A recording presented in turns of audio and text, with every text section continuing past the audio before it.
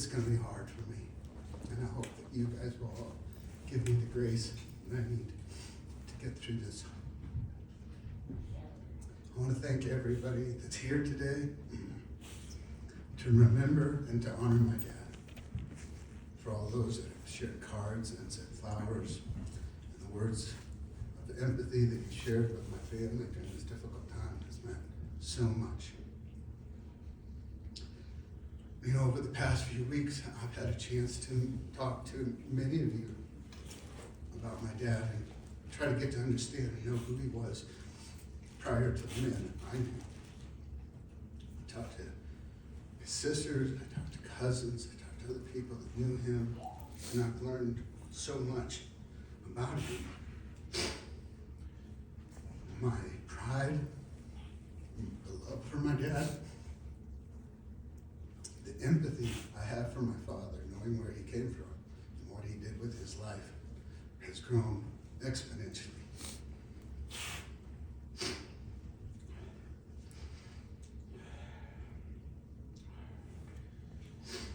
I also interviewed a bit of my dad, so I want to thank him. And that last week of his life at the hospital, I had the chance to ask him questions.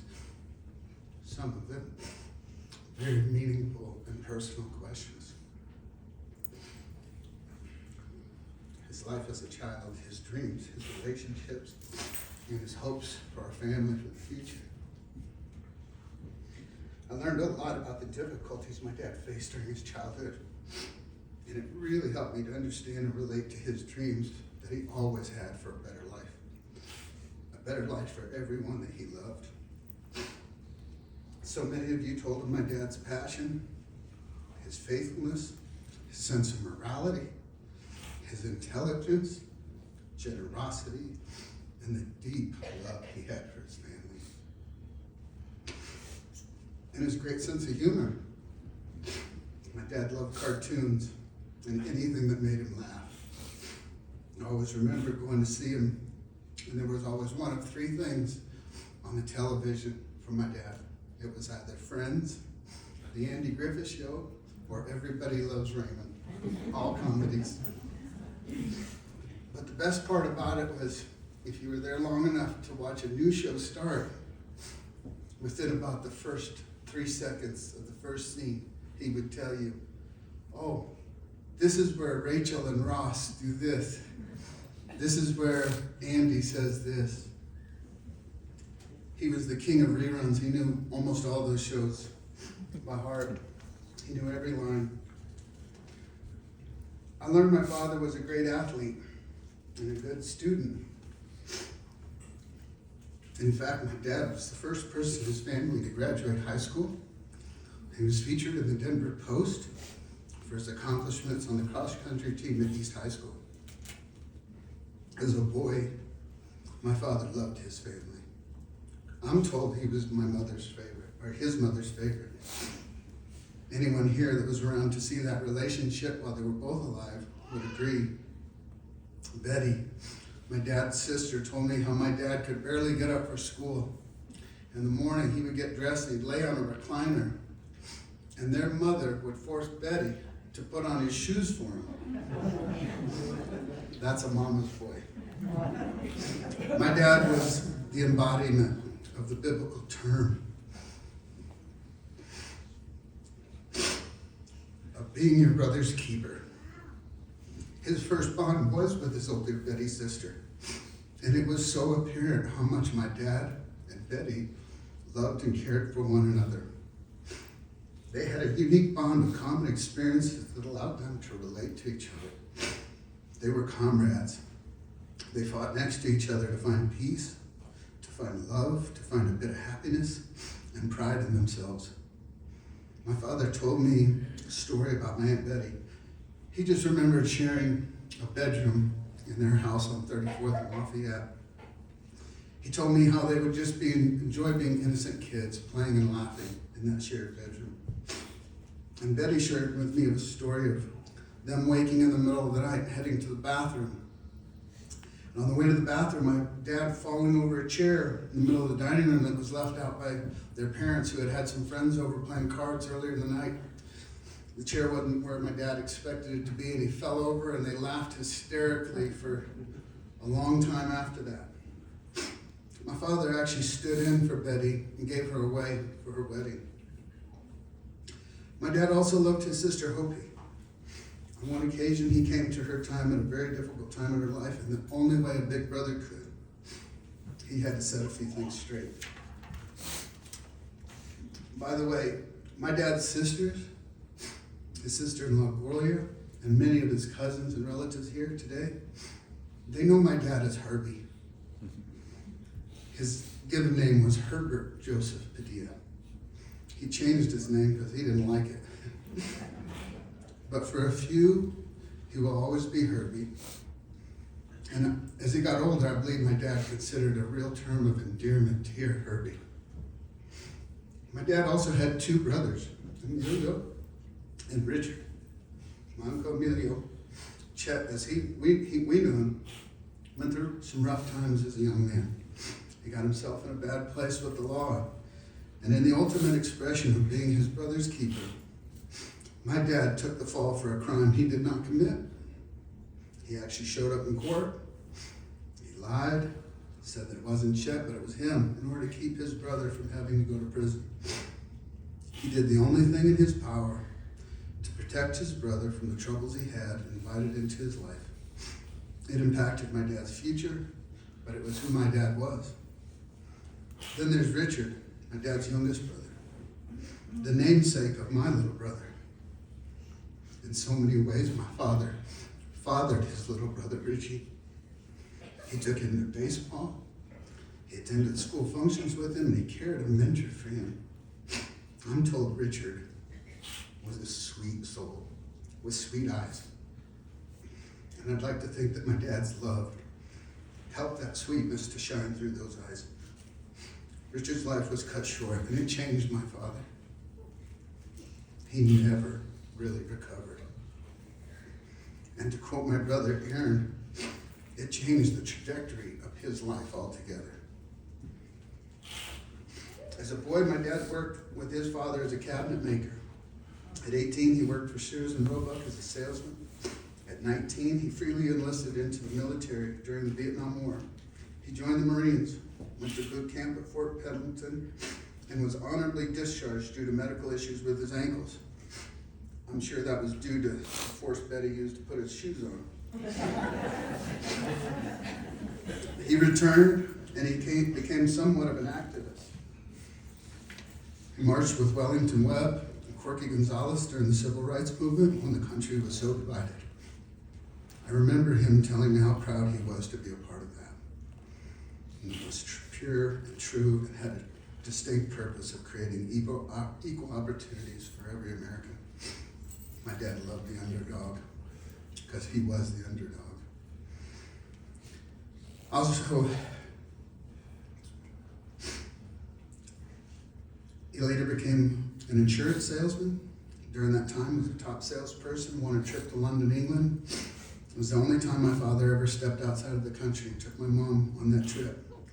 Afterwards, his entrepreneurial spirit kicked in, and over the course of 4 decades, my dad would go on to own the first specialty custom window blind service in Colorado, a limousine company, a multi-state janitorial service employing over 100 people. Later, he would work as a cab driver. He drove for me in my limousine business, and eventually he worked at Walmart. Life with my dad, as I remember it, starts on warm summer nights in East Denver. On those nights, it was a sensorial experience. You could smell homemade tortillas and green chili coming from my grandma's house. The smell was so intense it would make your mouth water. You could feel the warm air and the temperature. It wasn't hot, it wasn't cold.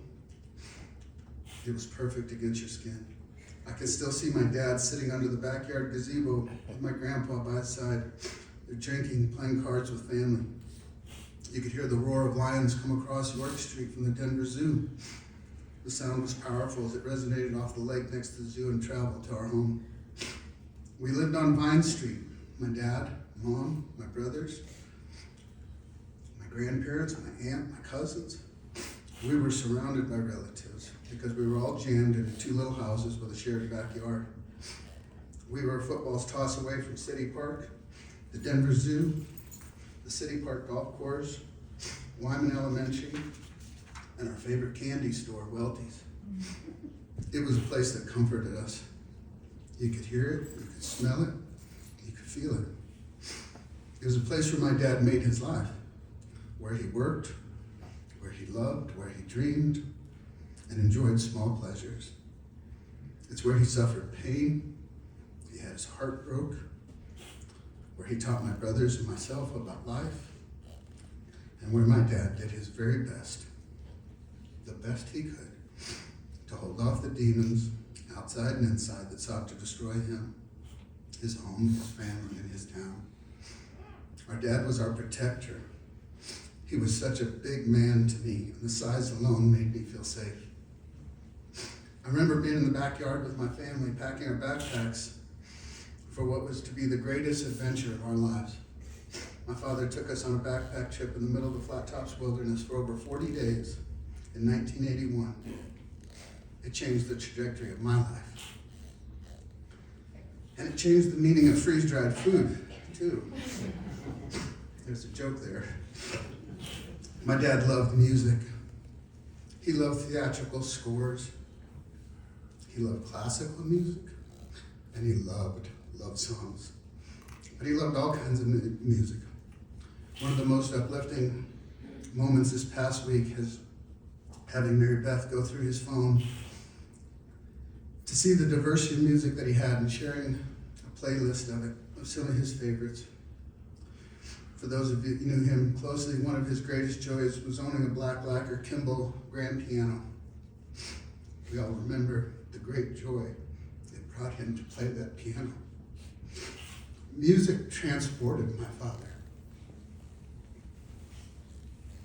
Right up to the end of his life, he listened to music on his headphones every day.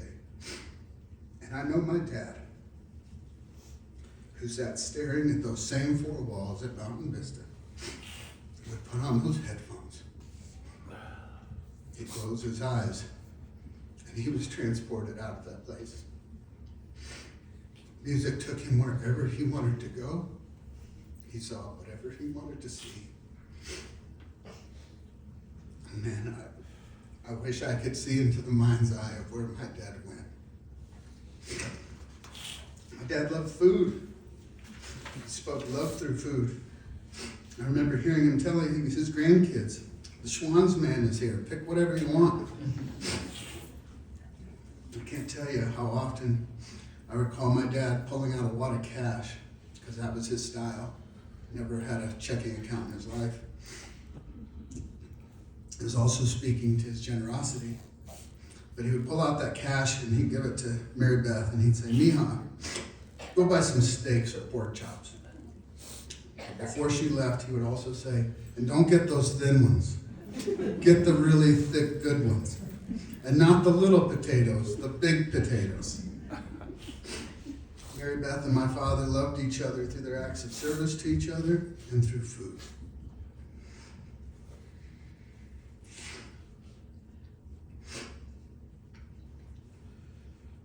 Mostly, Mary Beth cooking and bringing him food no matter where he was, whether he lived with me, whether he lived with my brothers, whether he lived in a car, which he did for a while. As a side note, my dad was very vocal in telling people who his favorite child was. And that's the only daughter he ever had, and that was Mary Beth.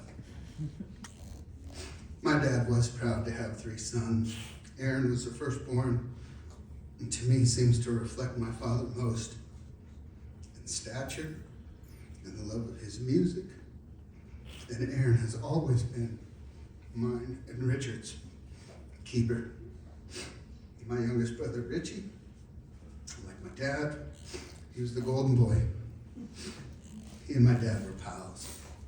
They worked side by side for years together. And they both loved food. My dad and Rich had a few local spots. They literally walked through the back door like Capri Chicken at 5 Points. And they shared great laughs together. As my father and I both grew older, we connected so deeply in our love for the outdoors, especially hunting game. We shared the excitement of possibilities as we set up our tent and the absolute peace of a warm fire, listening to the wind and the coyotes howling outside. For most of our years together while we were hunting, my father wouldn't hunt. He would stay in camp. I'd be up hours before daybreak, getting dressed, getting ready to go. And he'd always wake up before I left that tent, and he would say, "Good luck, mijo." He couldn't physically be with me on that mountain, but we'd stay in touch with our handheld radios. I learned how to describe and share with my dad the things I saw on that mountain, and he was always right beside me. He'll always be with me on the mountain and in the river. He's with me now. I never remember having to search for love from my dad. But in order to be closer to him, I emulated my father. I still do, and I always will. My father was never a ghost to me or our family. He was ancestral. His greatest gift to us was the choice he made not to emulate his father, but to turn the tide. His greatest desire for me and my brothers, that we would make our own choices and make our own lives. That the sins of his father and those before him would not be ours to atone. We all knew. All we know about manhood is what we have seen and what we have learned from our fathers. And my father was my hero. He spoke to me and my brothers. He cared. He was always willing to say, "I love you." I believe it was because he had such a passionate and compassionate qualities. His passion for life allowed him to dream, and his dreams required being in touch with his emotions. They required him intentionally acting on them, and he did. The choices my dad will have positive impacts of love, of empathy, and a belief in greater possibilities that will last for generations in our family. On one of the last days of my dad's life, I asked my father some questions, and one of those questions was about my mother. He perked up. His eyes were open. His mind was clear.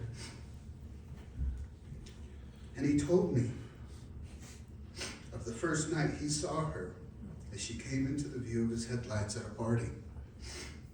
He said he was in his favorite car, a Chevy with a big 409 engine. He described the dress she wore, and he said he fell in love with her instantly. I could see that love and the pride my dad had for my mom in that moment. A moment that will transcend eternity. As if they've been together always and will always stay together. Fittingly enough, that first meeting, it took place in a cemetery. I guess that's where kids like to party back in the day. I don't know. But it's where they said their first hello. It's where they say their last goodbye. But they will say hello again. For my mother, losing my dad, her husband, has been like losing the rain. In one last display of his love for my mother, my dad fought against all odds to stay alive when he literally had no blood in his body. He stayed alive until Sunday, the 10th, of daylight savings. He didn't want my mom to walk out of that hospital in the dark. And it allowed us as a family to come together, to enjoy some food, to share our stories about him. I know my dad's desire would have been for each of us to reflect upon his life, learn from it, and to use those things we saw and knew about him to move ourselves forward, to love more deeply, to see the finite amount of time we each possess in this life as the clock ticks away.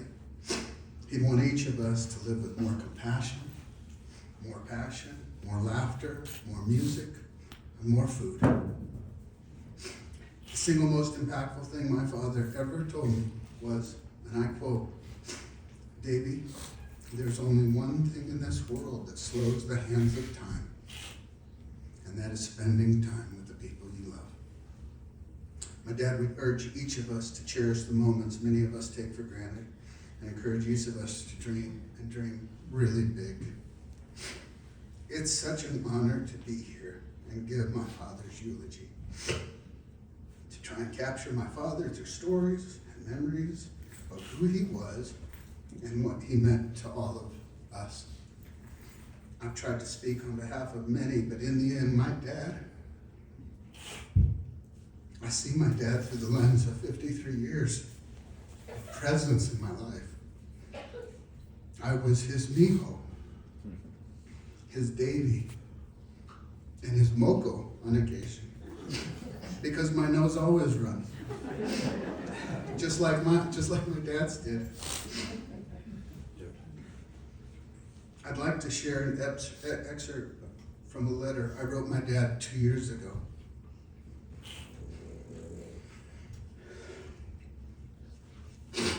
It was written at a time of deep reflection in my life, and I wanted him to know while he was alive my deep appreciation and admiration for him.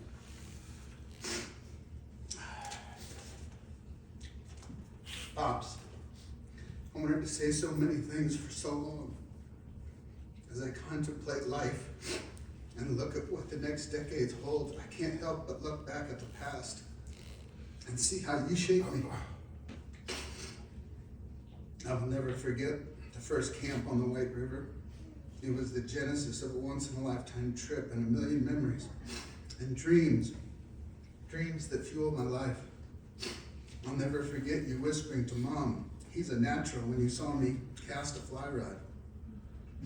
We conquered fears together and dreamt of a better life under a sky full of stars.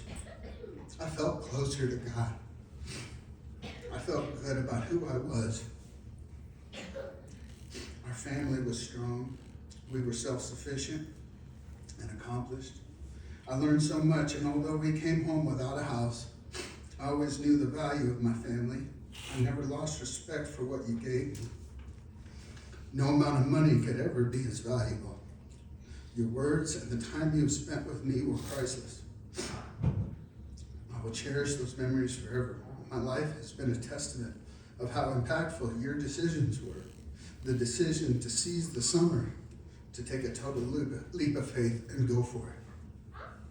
You have given me a gift of communication. I hope to use it for good, not condemnation of you or anyone. Thank you for teaching me about right and wrong, that consequences don't always have to be negative. Thank you for teaching me that I don't have to be a yes man, that I can question authority and never let myself be bullied. I needed the discipline. It was the greatest gift you could have ever given me. Thank you for giving me a spirit of entrepreneurship. Some of my greatest accomplishments have been the businesses and ventures I've owned. I would never have had the courage to put myself out there without you paving the way for me. Passionate. You have always led with your heart. I admire that in so many ways. You allowed yourself to dream, and it has been a gift to me. I know I can as the spirit you've left me with. Intelligent. You are such an intelligent man. I can only imagine if you had had the opportunity to be imparted with knowledge at a university, just how you would have changed this world. The only thing that matters to me is how much you changed my world. You are not only intelligent, you are intellectual. Your ability to understand the world and humanity is truly amazing. Faithful. I appreciate your faithfulness to me and to our family. To always want more for me than yourself. To give me the best that money could buy with what you had. All the while, you own 2 pairs of jeans and a couple of shirts. My life is such a reflection of you. if you ever find yourself in a moment of being proud of who I've become, take a moment and look in the mirror. I will forever be grateful for you being my father. I thought I might want to write down a few of my favorite memories, but they're all my favorite. I will forever keep you in my heart. I will take you wherever I go, every hunt, every trip. As I look into the eyes of my daughters and hold my grandson, I will see you and smile. Thank you for the gift of the life I've had. My father used to tell me a story of a man he only knew as Uncle Sam. He was a friend of his dad, and he worked for the railroad, and he lived in a small town, Mon, Colorado. He lived in a small cabin along the Colorado River. My dad described it, and he said that they would go and spend time as a young boy. He talked about the peacefulness of the rest that he enjoyed in that cabin, how he would sleep so deeply that Uncle Sam had to come and wake him up banging pots and pans together like cymbals just to get him out of bed.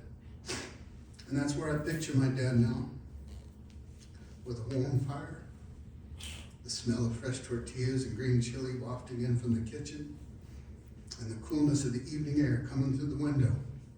My father's sleeping at rest. I'll see you on the other side, Pops.